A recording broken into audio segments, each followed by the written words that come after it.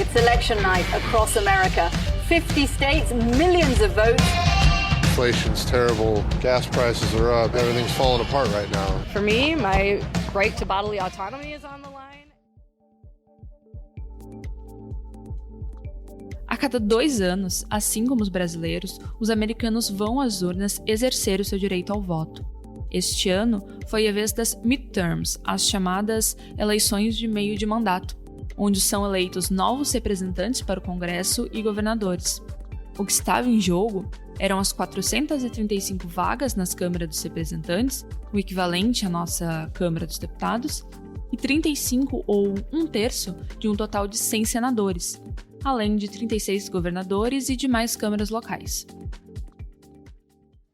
And here's the thing, some Democrats won and some Republicans won.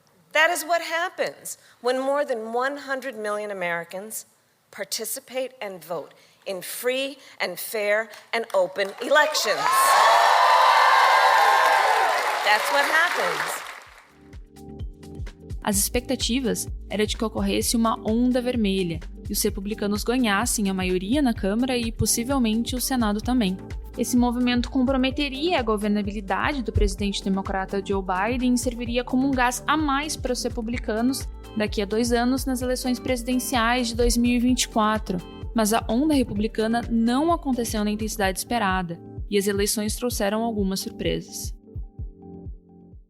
O Partido Democrata conseguiu manter o controle do Senado dos Estados Unidos após as eleições de meio de mandato. Emissoras de televisão americanas anunciaram que a democrata Catherine Cortez Masto manteve o assento da Câmara Alta para Nevada.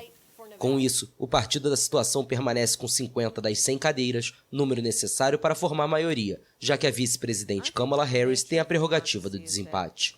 Os democratas ainda podem conquistar a vaga no estado da Geórgia, onde haverá um segundo turno em 6 de dezembro. We lost fewer seats in the House of Representatives than any Democratic president's first elected midterm. At least 40 years. We had the best midterms for governors since 1986. Outra vitória dos democratas que pode ser destacada é a eleição de Maura Healey em Massachusetts, que, além de ser a primeira mulher a governar o estado, é a primeira mulher assumidamente lésbica nessa posição. I stand before you tonight proud to be the first woman and the first gay person ever elected governor of Massachusetts. A vitória de Wes Moore em Maryland também é outra que merece destaque, porque ele é o primeiro negro a vencer a eleição para governar o estado. Mas apesar da conquista democrata no Senado, os republicanos ainda devem levar a maioria na Câmara, mesmo que com uma margem menor do que a esperada. Outra vitória, essa mais significativa dos republicanos e dos ideais trumpistas, é a reeleição de Ron DeSantis, na Flórida. Figura emergente da direita nos Estados Unidos, Ron DeSantis foi reeleito de maneira triunfal como governador da Flórida nas eleições da última terça-feira, o que consolida a posição de pré-candidato à presidência pelo Partido Republicano contra Donald Trump. Outro reflexo que veio das urnas foi o anúncio oficial de Donald Trump de que ele pretende concorrer pela 3ª vez à Casa Branca. O comunicado da sua pré-candidatura foi feito na sua casa, na Flórida, para dezenas de apoiadores. Ainda assim, para concorrer oficialmente em 2023, o ex-presidente precisa passar pela disputa interna dentro do seu partido. In order to make America great and glorious again, I am tonight announcing my candidacy for President of the United States. Para falar sobre o saldo das midterms na política americana e quais os desdobramentos que ainda estão por vir, o Direto ao Ponto conversou com o colunista de política internacional do Correio do Povo, Jurandir Soares, e o professor do Departamento de Relações Internacionais do Programa de Pós-Graduação da Universidade La Salle, Fabrício Pontin. Eu sou Flávia Simões.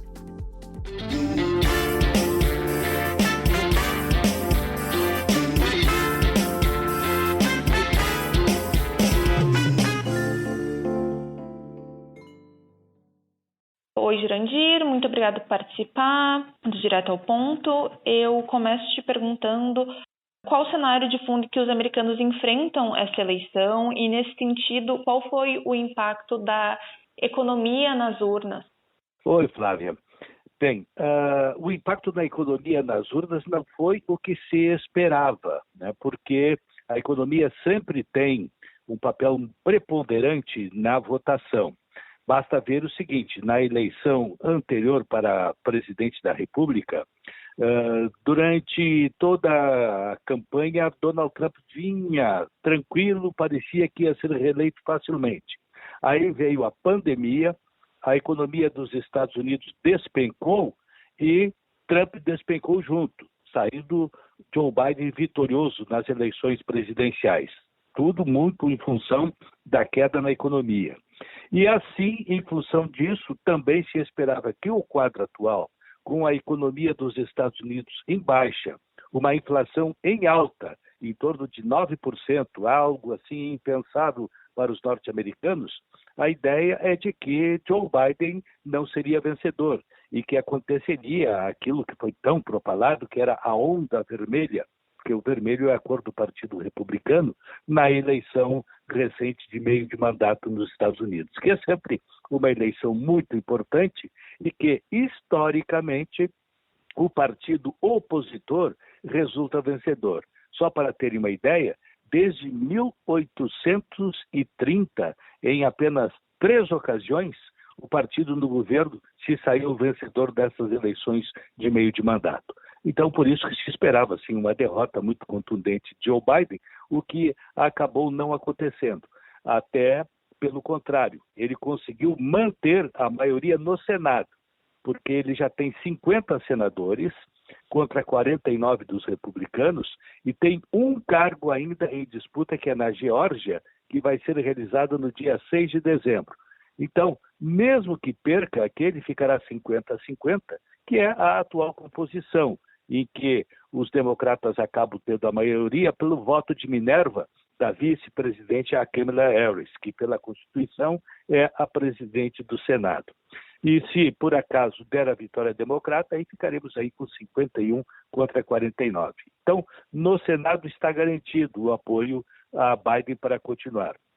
Perdeu na Câmara dos Representantes, mas uma derrota muito pequena, uma margem muito pequena, claro, que dá o suficiente para que os republicanos tenham maioria e ali eles possam bloquear alguns dos projetos de Joe Biden. Mas o fato é que o resultado total, a abordagem como um todo do que resultou dessas eleições de midterms, essa de meio de mandato, foi um resultado que tranquiliza Joe Biden para continuar com seus mais 2 anos de governo. Nesse sentido dessa onda republicana que acabou não sendo tão forte, né, como esperado, qual foi o impacto quais foram os motivos que tu acredita por isso não ter acontecido e como o aborto se encaixa nessa questão? Bom, o aborto é uma questão assim defendida por um contingente significativo de especialmente mulheres norte-americanas e teve o seu bloqueio pela Corte dos Estados Unidos, que declarou que a liberação do aborto dependia de cada estado. E nós tivemos essa votação e pelo menos 3 estados foi aprovado, né? A questão do aborto ficando a cargo da mulher até 24 semanas, aquela coisa que é o comum acontecer. Então, a questão do aborto, ela fluiu de acordo com a vontade do cidadão norte-americano. Não chegou a ter uma influência maior, embora o Partido Democrata seja favorável à liberação. Então, isso aí foi uma questão que passou ali. E com relação a questão da economia, vê-se que não pesou tanto. E embora o Biden estivesse com uma popularidade em baixa, 54% de desaprovação, e a inflação em alta, mesmo assim, o aspecto econômico não chegou a pesar substancialmente nessa eleição. Quer dizer, passou de plano. E o que precisa ser ressaltado ainda é o papel de Donald Trump nessa eleição, porque ele pretendia que houvesse a chamada onda vermelha para alicerçar a sua volta em 2024, para que ele pudesse se candidatar com um bom respaldo no Congresso dos Estados Unidos. No entanto, não houve essa onda vermelha e, mais ainda, houve uma vitória contundente de Ron DeSantis na Flórida, que é um republicano, e que está se alçando como um concorrente de Donald Trump na eleição à presidência próxima. Tanto é que Trump já pediu que ele baixe a bola, que Trump ele é o candidato e que DeSantis não se apresente, essa coisa toda. Mas o fato é que ele cresceu muito na parada, está fazendo um governo muito bem conceituado na Flórida e está se habilitando a ser um concorrente. De repente, Trump, que pretendia alicerçar a sua volta, está vendo um obstáculo dentro do seu próprio partido republicano. Então, depois de uma semana, exatamente, porque foi semana passada, qual é o saldo que a gente tem das midterms e quais conclusões que nós podemos tirar disso? Bom, a conclusão que nós podemos tirar é que o Joe Biden não teve o seu tapete puxado como era a projeção, e que estaríamos diante de uma vitória retumbante dos republicanos e, com isso, consequentemente, Biden ficaria o chamado pato manco, que eles chamam, que é o governador em fim de mandato e que não consegue governar. O Biden vai conseguir governar porque, pelo menos no Congresso, ele já está garantido com a maioria, e no Senado está com a maioria garantida, e na Câmara dos Representantes ele perdeu, não tem maioria, mas é uma diferença muito significativa, que em muitos projetos a gente sabe que, dependendo do assunto, até os integrantes de um partido votam com o outro, sendo do interesse do respectivo eleitorado. Então, a conclusão que se faz é que Biden vai continuar governando, vai tentar alicerçar uma candidatura democrata com mais ênfase para a próxima eleição, não se sabendo se será ele, que já estará, no caso, lá com seus 82 anos, se vai se habilitar a concorrer novamente a uma reeleição, mas muito provavelmente a sua vice, Kamala Harris, que tem participado ativamente de todos os processos desenvolvidos pelo governo, está sempre lá muito presente e também desempenhando esse papel de presidente do Senado. Ela possivelmente pode se habilitar à candidatura na eleição de 2024. Então, o saldo, o resultado para o governo Trump, ele é muito, muito, muito melhor do que aquele que havia sido projetado inicialmente.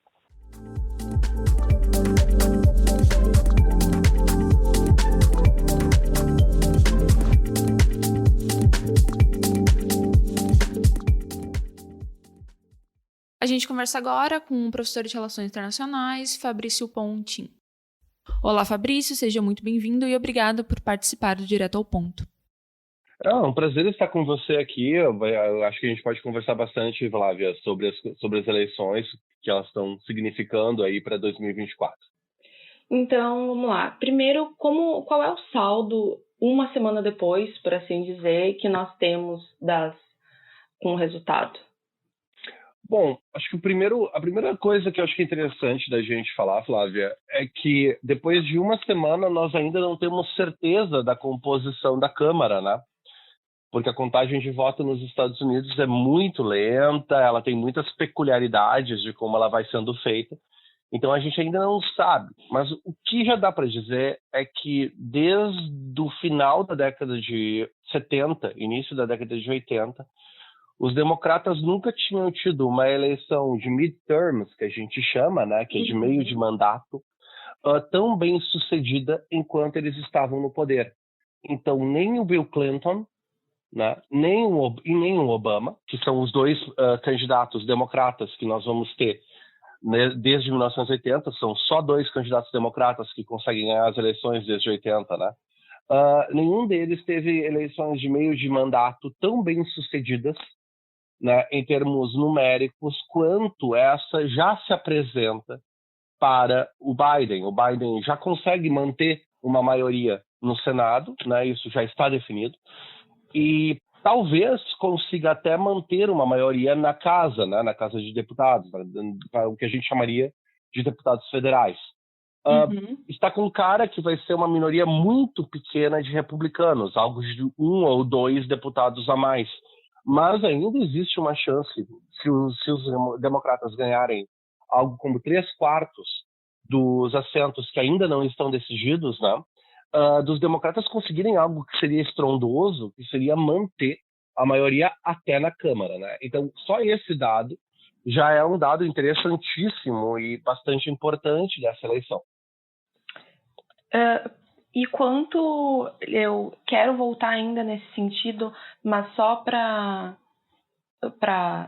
nessa questão dessa vitória dos democratas, o quanto a questão do aborto, por exemplo, que teve a decisão da Suprema Corte, que, né, tirou essa decisão constitucional e passou para os estados, o quanto ela influenciou na votação e talvez até, me corrija se eu estiver errada, talvez tenha tirado um pouco da influência da economia na votação. Certo. Então vamos lá. São duas coisas. Eu acho que o fator que parece ter sido determinante nessa eleição é que o grupo demográfico que sempre os democratas acreditaram que poderiam mobilizar, mas que nunca se mobilizava, se mobilizou nessa eleição, que são os jovens. Né? Os jovens entre 22 e 30 anos votaram muito nessa eleição. Um dos fatores determinantes para o voto desses jovens nos democratas, com certeza, foi a decisão da Suprema Corte sobre a questão do aborto. Principalmente jovens que estavam vendo algum apelo em candidatos populistas conservadores, como candidatos com propostas econômicas populistas. Só que quando entrou a decisão da Suprema Corte, isso foi visto como algo bastante, digamos assim, negativo por parte desse público votante. Mas tem um outro fator que a gente precisa prestar atenção também, que é que o Biden entrou com uma proposta de perdão de dívidas estudantis nesse ano. E essa proposta de perdão dos débitos estudantis, ela foi sem precedentes dentro do contexto norte-americano. Ela era uma reivindicação de grupos de estudantes que não tinha muita aderência e que os democratas resolveram fazer uma proposta de perdão ou de refinanciamento de dívidas de estudantes. E isso realmente foi uma proposta muito popular. Então, eu acho que essas duas propostas criaram uma adesão muito grande de jovens que normalmente não participavam do pleito eleitoral. Voltando à questão de uma vitória, por assim dizer, dos democratas, como fica o Partido Republicano nesse cenário? E mais do que isso, como fica o ex-presidente Donald Trump e quais são os caminhos para o futuro político dele a partir de agora? Essa é a pergunta de $1 milhão, né, Flávia? Essa é a grande pergunta no pós-eleição. É a pergunta, digamos assim, que está todo mundo se fazendo, né? Bom, os candidatos que colaram, como dizem os jovens, né, que estão mais próximos do Trump nessa eleição, eles não tiveram grande sucesso. Né? Por exemplo, ontem mesmo, no Arizona, que é um estado muito importante para as eleições de 2026, a candidata governadora, né, do Partido Democrata venceu. E a candidata dos republicanos era uma candidata trumpista, era uma candidata que trabalhava muito no questionamento das eleições, tinha uma pauta anti-imigrante muito forte e perdeu as eleições. Inversamente, muitos candidatos vistos ou como relativamente moderados ou como candidatos republicanos mais clássicos, né, que estão mais próximos dessa figura nova que vem surgindo ali na Flórida, que é o Ron DeSantis, né, que não é exatamente um republicano moderado, né? Mas ele não é um cara que tem um discurso igual ao do Trump. Esses candidatos tenderam a ser bem-sucedidos. Não dá para dizer categoricamente que isso significa que está mudando o perfil do Partido Republicano. O Partido Republicano ainda é, como tem sido desde 2016, o partido do Trump. Né? Ele ainda é o partido do Trump. Desde 2016, o Trump capturou a imaginação do Partido Republicano e isso não parece estar cedendo ainda. Mas candidatos querem ganhar eleições, né? E esse ano parece que apontou nas eleições de meio de termo, de meio de mandato, um certo esgotamento em alguns estados chaves da pauta trumpista. Como a eleição americana é decidida com base nos estados, o recado que os eleitores mandaram para o Partido Republicano é muito claro. Ele diz, olha, com essas pautas mais vinculadas ao Trump, os nossos estados estão mudando de comportamento, não parecem estar aderindo a essa pauta em condições imensamente favoráveis ao Partido Republicano do ponto de vista econômico. Tá com uma inflação alta, né? Tem algum esgotamento com relação à popularidade do Biden, e ainda assim os democratas conseguiram fazer uma performance acima do que se esperava deles. Então, aponta para alguma coisa importante para os republicanos em 2026. Ainda não dá para dizer que é um esgotamento do trumpismo, mas é algo importante que eu acho que vai continuar repercutindo, especialmente nas primárias do Partido Republicano. Então, a gente ouviu muitos rumores, né, que o Trump estaria desolado, muito irritado com os resultados das eleições. E ele tem razão para estar, se a gente observa os resultados. Os candidatos que ele apoiou, via de regra, especialmente candidatos-chave que ele apoiou, perderam a eleição. O DeSantis, por outro lado, os candidatos que ele apoiou tenderam a vencer, né?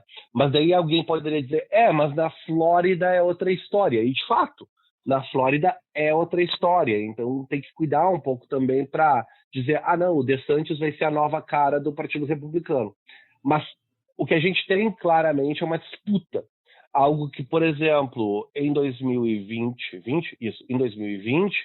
não teve nem perto de acontecer dentro do Partido Republicano, né? A reeleição, ou que o Trump ia ser candidato à reeleição, nunca teve em aberto dentro do partido. Ele foi praticamente aclamado como candidato à reeleição. Agora não parece que vai ser uma aclamação, parece que realmente vão abrir uma primária franca dentro do Partido Republicano a partir desse ano, né? Com o resultado que nós temos agora, como deve ficar a governabilidade do Biden, a capacidade dele de avanço nas agendas nos próximos 2 anos, e mais ainda, com esse, eu não posso dizer vitória, mas com um resultado relativamente favorável, né, que tu bem mencionou no começo, dos democratas, o quanto que pode representar um novo ânimo para o Biden concorrer daqui a 2 anos. Ele é, assim, por assim dizer, o candidato natural do partido por já estar, ou, enfim, tem possibilidade de termos um novo candidato? Eu vou começar a responder a tua pergunta por uma outra parte da equação que eu acho que é muito importante. A gente não pode esquecer que a política americana é uma política distrital, tá? Uhum. Então, ela é composta... O sistema eleitoral americano, isso seria uma conversa totalmente separada, né? Mas o sistema eleitoral americano, a gente normalmente pensa nele na divisão pelos estados. E tá, ok, cada estado tem um peso, né? Um número de delegados. Mas a definição de como as eleições andam dentro dos estados, ela é feita a partir de distritos e de eleições distritais. Então, o que a gente chama de deputado estadual, né? E também foi uma eleição que nós tivemos aqui nos Estados Unidos, definem as políticas distritais nos Estados Unidos. Então, os deputados estaduais nos Estados Unidos, eles são representantes de distritos dentro dos estados. E esses distritos, eles são divididos por zonas eleitorais, o que a gente chama de zona eleitoral aqui no Brasil. Então, quando a gente vai votar lá, a gente vota numa zona eleitoral que corresponde ao nosso bairro, né? Ou uma zona dentro da cidade. Nos Estados Unidos é o mesmo, mas é uma zona dentro do estado. A divisão desses distritos é feita por decisões estaduais e ela é super impactante para como as eleições são divididas dentro dos estados. E, via de regra, os democratas eles perdiam muitos votos nessa brincadeira por causa da divisão dos distritos. Agora, nessa eleição, eles conseguiram ter vitórias importantíssimas em distritos chaves para a eleição de 2026. Então, isso é um primeiro fator que vai impactar muito a eleição. Aquela questão que a gente sempre ouvia, que teve problema na votação no distrito lá no interior de Ohio, lá no interior da Flórida, né? Sabotagem, problemas na forma como de documentação. Isso eram sempre legislações estaduais, distritais, que eram definidas por esses deputados. Então, os democratas perdiam essas eleições e os republicanos tomavam decisões que favoreciam os eleitores republicanos dessas regiões. A gente chama essa estratégia de redistritamento. É uma estratégia clássica dentro de eleições norte-americanas. Quem tem a vantagem para a política de redistritamento em 2026 esse ano são os democratas. Então, isso é um fato importantíssimo para a eleição de 2026. Os democratas vão dar as cartas, em grande medida, para a política de redistritamento nas eleições estaduais. Isso já é um fator importantíssimo para 2026. Essa vitória impacta também numa maior, digamos assim, tendência de confirmação da candidatura do Biden. O Biden seria o candidato natural para ser aclamado pelos democratas só pelas vitórias que ele já conseguiu até aqui, né? O fato de ele ter ganho a eleição com a maior quantidade de votos da história dos Estados Unidos, ganha uma eleição extremamente difícil, né? Ter conseguido organizar a política norte-americana para conseguir ter uma vitória relativa nas eleições de meio de mandato, está conseguindo manter uma política externa norte-americana bastante razoável nos últimos anos. Então, naturalmente, ele seria o candidato para ser aclamado, mas ele tem 80 anos de idade. E existe um medo muito grande com relação às gafes do Biden e ao fato que, às vezes, ele demonstra ser um homem de 80 anos de idade. Então, ele demonstra cansaço, né? Ele comete algumas gafes em público. Esse tipo de coisa pode ser explorada numa eleição e talvez leve candidatos ambiciosos dentro do Partido Democrata a abrirem uma primária. Eu acredito que abrir uma primária para contestar a possibilidade do Biden ser o candidato seria extremamente lesivo para o Partido Democrata. Historicamente, o Partido Democrata nunca venceu uma eleição depois de ter aberto uma primária. O que eu quero dizer com isso?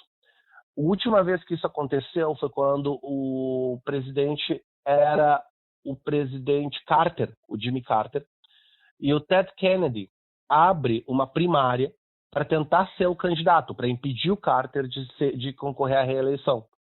O Carter ganha a primária contra o Ted Kennedy, mas ele perde a eleição para o Ronald Reagan. Teria perdido de qualquer jeito, mesmo se não tivesse aberto a primária. É possível, mas a abertura da primária enfraqueceu o Carter naquele contexto. Houve meio que poxa, esse cara não consegue ser o consenso nem no Partido Democrata e quer ser reeleito, né? Daí complica. E algo parecido poderia acontecer com o Biden, que seria, nem os democratas acreditam que o Biden pode ser o candidato, né? Então, a única forma que eu vejo de realmente ter uma disputa pela reeleição é se o Biden acreditar que não tem condições de ser candidato nesse próximo ano e meio, alguma coisa acontecer em termos de saúde com ele, né? E acabar que ele não tem, que ele mesmo confessa não ter condições de concorrer. Não é impossível, de novo, ele é um homem de 80 anos, um ano para um homem de 80 anos é muito tempo, né? Então pode acontecer qualquer coisa nesse meio tempo que acaba impactando a saúde dele, tomara que não.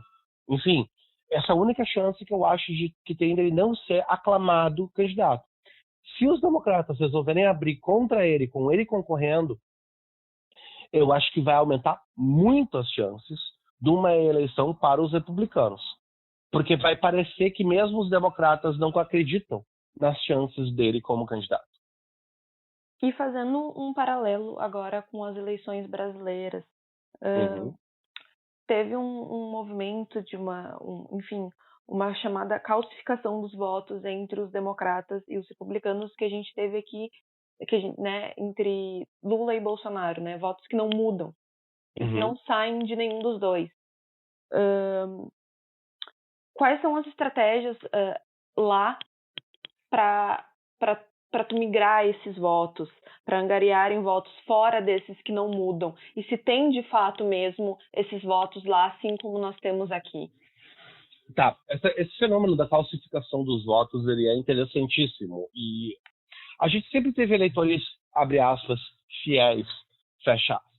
O que nós estamos vendo, no entanto, nos últimos anos, particularmente com candidatos como Trump, como Bolsonaro, né, esses candidatos mais vinculados a uma pauta neopopulista, de uma nova extrema-direita global, esses candidatos, eles mostraram uma capacidade muito grande de mudar o mapa demográfico eleitoral, ou seja, de capturar para pautas vinculadas ao conservadorismo eleitores que normalmente não votavam em candidatos conservadores ou que não votavam ponto, né? Então, eles demonstraram uma capacidade de agregar esse novo público e de calcificar ou terem como esses eleitores muito fiéis. Um fenômeno interessante que acontece entre 2016 e 2020 nos Estados Unidos, e 2018 e 2022 no Brasil, é que tanto o Bolsonaro quanto o Trump fazem mais votos na eleição para a reeleição do que na primeira eleição, né? O Trump fez mais votos em 2020 do que ele fez em 2016. E o Bolsonaro fez mais votos em 2022 do que ele fez em 2018. O Bolsonaro, algo na casa de 3 ou 4 milhões a mais. E o Trump também. Foram bastante votos.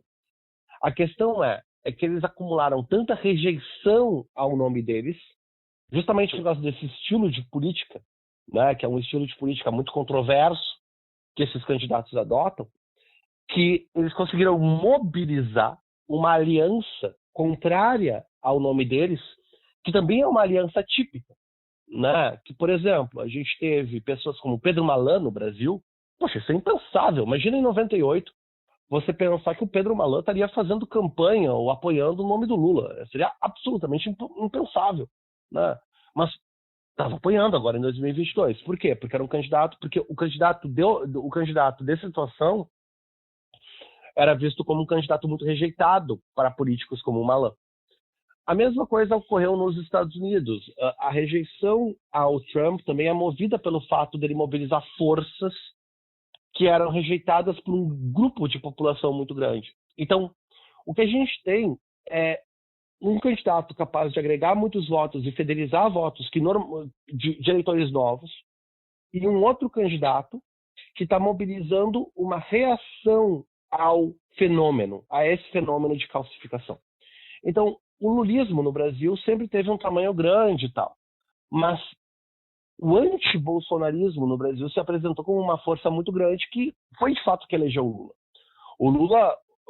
O Lula foi eleito muito mais porque muita gente estava rejeitando a política bolsonarista do que pelo apelo do Lula per se.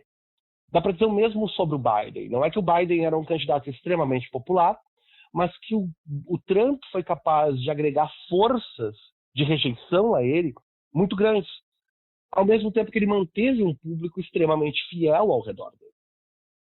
E daí o pós-eleição se torna muito complicado, que é o que a gente viu nos Estados Unidos e estamos vendo aqui no Brasil, que é esse público extremamente fiel ao perfil do Bolsonaro ou ao perfil do Trump, vai para a rua contestar a eleição, ou vai para as redes contestar a eleição. Tem como mudar esse processo? A gente está vendo que mudar esse voto calcificado nesses candidatos extremamente populares é muito difícil. Então, o que a gente tem o que os partidos de oposição a esses candidatos extremamente populistas e populares têm que fazer é manter essas alianças, que são alianças um pouco de última hora, né? Não são alianças ideológicas, são alianças muito mais vinculadas a uma rejeição a um movimento político de insurgência política, né? Que, diga-se de passagem, essas alianças peculiares, bastante estratégicas, elas estão ocorrendo no mundo inteiro como reação a esses movimentos da nova direita mundial, né? Então, elas não estão tão vinculadas ao movimento de calcificação de voto. Elas são mais uma reação à emergência de novos movimentos eleitorais, né? Porque se a gente olhar qual é a ideologia do Biden, o que ele representa em termos de movimento político, não tem uma só, né? Ela é totalmente fragmentada, ela é um pouco opaca. É diferente do trumpismo, que é muito organizado do ponto de vista discursivo, ideológico. É a mesma coisa com o Bolsonaro versus o Lula. O lulismo, como fenômeno ideológico, ele não existe da mesma forma como ele existia em 2002. Não foi isso que elegeu o Lula esse ano. Não, isso é uma leitura totalmente equivocada da eleição desse ano. O lulismo se fez presente contra o bolsonarismo. Não. O que elegeu o Lula, em grande medida, foi um sentimento de reação à emergência do bolsonarismo. Não foi um movimento ideológico organizado, calcificado ao redor do Lula. Se o Lula confiasse só nos votos lulistas, ele não tinha sido eleito. Né? Ele tinha perdido a eleição. Ele precisou de muitos votos de pessoas que fecharam o nariz para votar no Lula. E isso foi muito parecido também no caso do Biden. Né? Então, esse fenômeno acaba sendo interessante porque ele vai indicar a necessidade de uma permanência dessas alianças para segurar o crescimento desses novos movimentos de direita.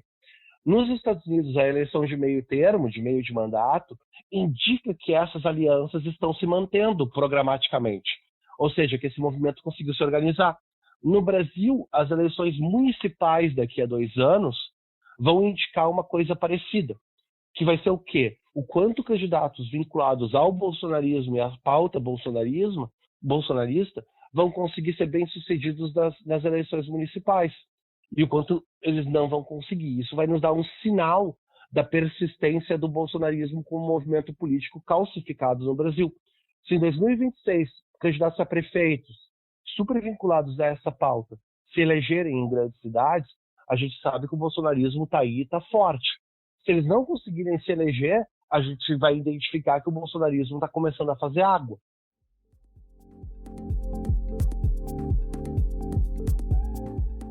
Se você gostou desse podcast, vale a pena escutar os outros episódios feitos pela equipe de jornalistas do Correio do Povo, no site do jornal, no YouTube ou no seu aplicativo de streaming favorito. Esse Direto ao Ponto teve produção e apresentação de Flávia Simões, a coordenação de Márcio Gomes, a edição de Aleph Alencar e a operação de Mariana Neck. Esse episódio usa áudios de BBC e AFP. Obrigado por nos acompanhar e até a próxima.